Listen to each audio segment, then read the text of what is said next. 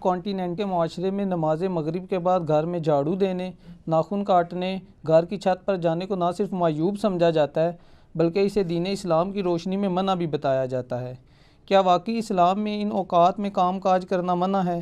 اگر ہاں تو پلیز اس کی حکمت بھی بتا دیں۔ پہلے تو کیٹاگوریکلی سن لیں کہ یہ ساری کی ساری ہندوانہ توہمات ہیں جو ہمارے معاشرے میں آ گئی ہیں۔ ایک چیز ضرور ہے، صحیح بخاری اور مسلم کی متفق علیہ حدیث ہے، نبی صلی اللہ علیہ وآلہ وسلم نے فرمایا کہ جب مغرب کا وقت ہو جائے تو اپنے بچوں کو باہر نہ نکالو۔ اس وقت شیاطین نکلتے ہیں اور وہ بچوں کو اچک لیتے ہیں۔ اور بخاری اور مسلم میں حدیث ہے کہ مغرب کے بعد اپنے گھروں کے دروازے کو بند کر دو، اور بسم اللہ پڑھ کے بند کرو تو شیطان بھی نہیں کھول پائے گا، ورنہ تو یہ جو لوگ کہتے ہیں نا ہم جنات سے اتنا کام لیتے ہیں، تو کوئی بینک سے پیسے چوری کروا کے بتائیں، دنیا کا نظام نہیں چل سکتا۔ اللہ تعالیٰ نے یہ جو ہرڈل ہے وہ سب کے لیے رکھی ہوئی ہے۔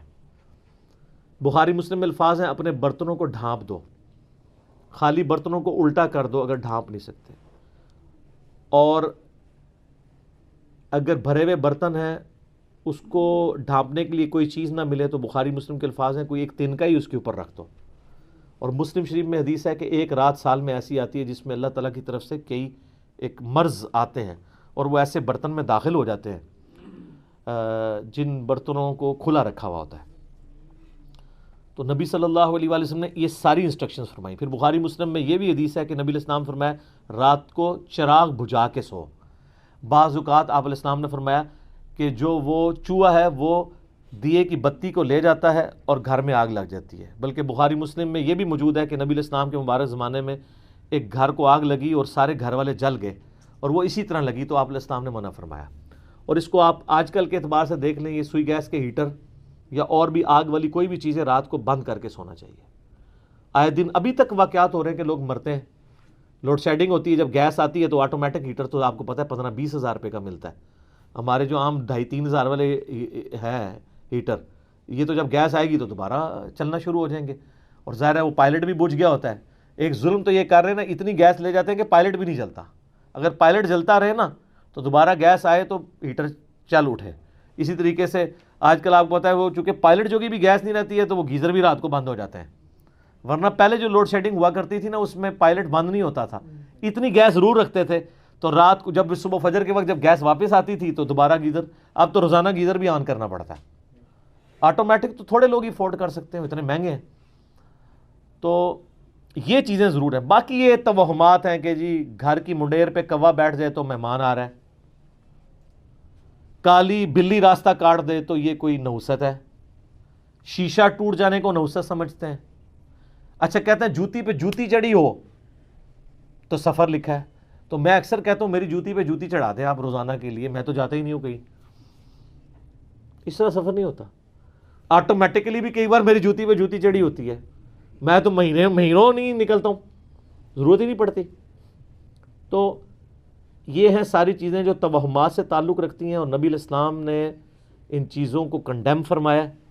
قرآن حکیم میں واضح آیت ہے، سورہ بنی اسرائیل میں 36 نمبر آیت، جو 10 کمانڈمنٹس آئی ہیں نا، 9th کمانڈ ہے وَلَا تَقْفُ مَا لَيْسَ لَكَ بِهِ عِلْمٌ إِنَّ السَّمْعَ وَالْبَصَرَ وَالْفُؤَادَ كُلُّ أُولَٰئِكَ كَانَ عَنْهُ مَسْئُولًا۔ اے انسان کسی چیز کی پیروی اس وقت تک مت کر جب تک کہ تیرے پاس اس کے بارے میں ڈیفینیٹ علم نہ آ جائے۔ بے شک کان، آنکھیں اور عقل، دل یا دماغ کوئی بھی چیز، عقل، اس کے بارے میں تم سے پوچھا جائے گا۔ ان 3 چیزوں کو استعمال کر کے تم نے حق بات تک پہنچنے کی کوشش کیوں نہیں کی؟ اور یہ زلزلہ کیوں آتا ہے؟ اور یہ ایک گائے نے ایک سینگ کے اوپر زمین اٹھا رکھی ہے، جب تھک جاتی ہے دوسرے پہ اٹھاتی ہے تو زلزلہ آ جاتا ہے۔ اب یہ توہمات ہیں، وہ کتنی بڑی گائے ہے، کدھر ہے، سب جھوٹ ہے۔ اسلام ان چیزوں کو نہیں مانتا۔ یا سائنس پروف کر دے مانیں گے، ایکوائرڈ نالج بھی ڈیفینیٹ ہے، ریویلڈ نالج بھی ڈیفینیٹ ہے، لیکن ایکوائرڈ نالج وہ جو یعنی سرٹیفائیڈ ہو تجربات سے۔ مثلا یہ چیز بالکل اسٹیبلش ہے کہ پیٹرول سے آگ بھڑکتی ہے، کبھی ایسا نہیں ہوا کہ آگ کے اوپر پیٹرول پھینکا جائے تو پانی کی طرح اس کو بجھا دے، تو یہ بالکل definite physical phenomena of nature ہے۔ یہ قرآن و سنت کی اتنا حجت ہے، اتنا حجت ہے کہ آپ دیکھیں حضرت ابراہیم علیہ السلام نے نمرود کو جس دلیل پہ خاموش کروایا تھا وہ ہے ہی یہی تھی کہ میرا رب وہ ہے جو مشرق سے سورج نکالتا ہے، اگر تو رب ہے تو مغرب سے نکال کے بتا۔ تو ہکا بکا رہ گیا تھا کافر. اب یہ سائنٹیفک ایک فینومینا تھا جو حضرت ابراہیم علیہ السلام نے سامنے پیش کیا. اللہ تعالیٰ کے جو یہ فزیکل فینومینا ہیں اتنے محکم ہیں کہ کبھی کبھار ہی ٹوٹتے ہیں.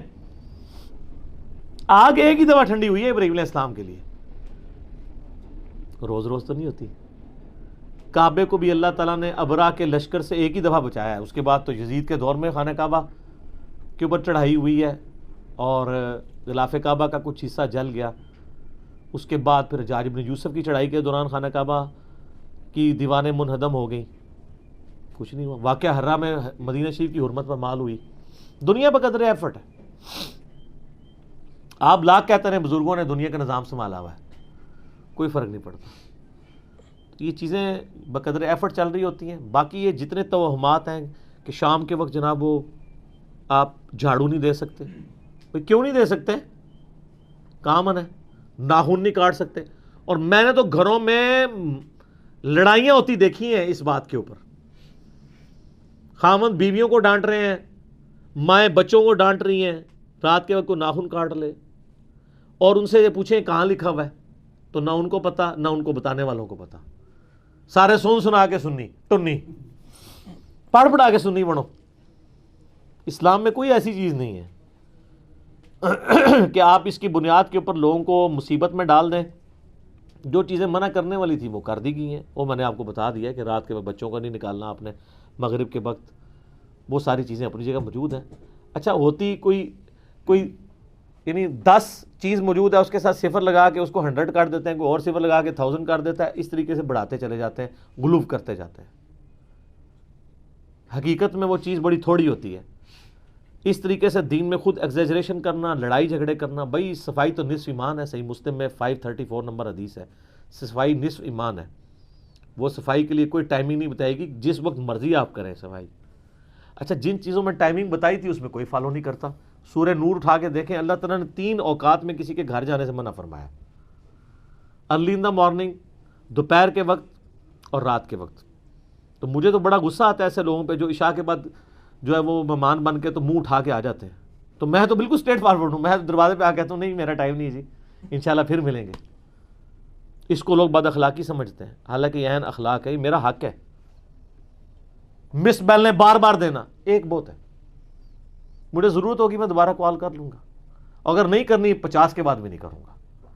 آپ کو کسی نے حق نہیں دیا کہ آپ میری زندگی میں انٹرفیئر کریں. بخاری مسلم میں حدیث ہے, نبی علیہ السلام فرمایا اگر کوئی کسی کے گھر میں جھانک رہے نا اور وہ آگے سے نیزہ مار کے اس کی آنکھ بھی نکال دینا, اس پہ کوئی قدغن نہیں ہے. آپ اسے بد اخلاقی سمجھیں گے کہ یار وہ جھانکنے سے کیا ہو گیا تھا, آنکھ نکال دی. بھئی اسلام تو یہی کہتا ہے, سختی ہے. خود نبی علیہ السلام نے ایک صحابی کو یہ کہہ دیا تھا کہ اگر میں جان رہا ہوتا تو میں تیرے ساتھ کر دیتا. حتیٰ کہ بخاری مسلم میں یہ بھی حدیث ہے کہ دروازہ کھٹکھٹاؤ, دستک دو, جواب آ جائے تو ٹھیک 3 دفعہ, ورنہ واپس چلے جاؤ, اس بات کا برا بھی نہ مانو. یہ کیوں ہے؟ کوئی اگلے کی مرضی نہیں ہے, نہیں ملنا چاہتا آپ سے, کیوں آپ اس کو مجبور کر رہے ہیں؟ تو یہ سب کی سب چیزیں ہمارے معاشرے میں توہمات چل رہی ہیں. انہی میں سے یہ بھی ہے. اسلام یا ایکوائرڈ نالج کو مانتا ہے یا ریویلڈ نالج کو. سر پھر گورے کو اسلام ہے نا, گورے کو آپ کہہ دینا کالی بلی آگے سے راستہ کاٹ دے تو نوست ہے, وہ مانے گا؟ ایمانداری سے مجھے بتائیں. نان سینس, کیا بات کر رہے ہو, نہیں مانے گا. آپ کے اعتقادات جو ہیں وہ گوروں سے بھی گئے گزرے ہیں. اور کر کے دیکھ لیں آپ, یہ جو آسٹریلیا کی ٹیم آپ کے ساتھ کر رہی ہے, ان کے آگے کے کالی بلی پھینکے پھر تو انہوں 3 سینچری مارے گا وارنا, کچھ بھی نہیں ہونا. دنیا بقدر ایفرٹ ہے, اس طرح سے کچھ بھی نہیں ہونا. ساری کی ساری چیزیں توہمات ہیں. ٹھیک ہو گیا.